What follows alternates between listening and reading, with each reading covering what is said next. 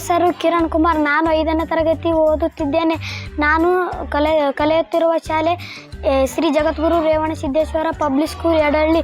ನಾನು ಈಗ ವಾಕ್ಯರೂಪದ ಸಮಸ್ಯೆಗಳನ್ನು ಲೆಕ್ಕದ ಸಮಸ್ಯೆಗಳನ್ನು ಬಿಡಿಸುತ್ತಿದ್ದೇನೆ. 675 ಸೇಬುಗಳನ್ನು 15 ಪೆಟ್ಟಿಗೆಯಲ್ಲಿ ಪ್ಯಾಕ್ ಮಾಡಲಾಗಿದೆ.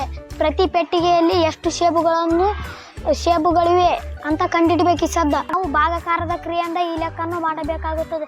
ಹಾಗಾದರೆ 675 15 ಒಂದೇ ಸಂಖ್ಯೆ ಇಲ್ಲ, 2 ಸಂಖ್ಯೆ ತಗೋಬೇಕು.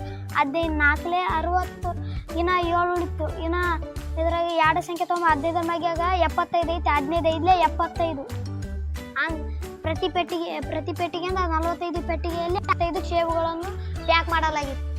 ಇದು ಕಲ್ತು 45 ಪ್ರತಿ ಪೆಟ್ಟಿಗೆಯಲ್ಲಿ 45 ಸೇಬುಗಳನ್ನು ಪ್ರತಿ ಪೆಟ್ಟಿಗೆಯಲ್ಲಿ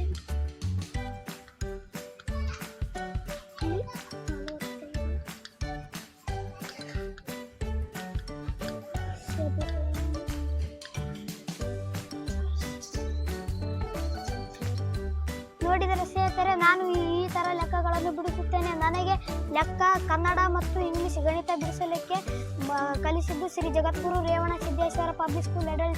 ನಿಮ್ಮ ಮಕ್ಕಳು ಹೀಗೆ ಮಾಡಬೇಕಾದರೆ ನೀವು ಕಳಿಸ್ತೀರಲ್ಲ ಶ್ರೀ ಜಗದ್ಗುರು ರೇವಣಸಿದ್ದೇಶ್ವರ ಪಬ್ಲಿಕ್ ಸ್ಕೂಲ್ಗೆ.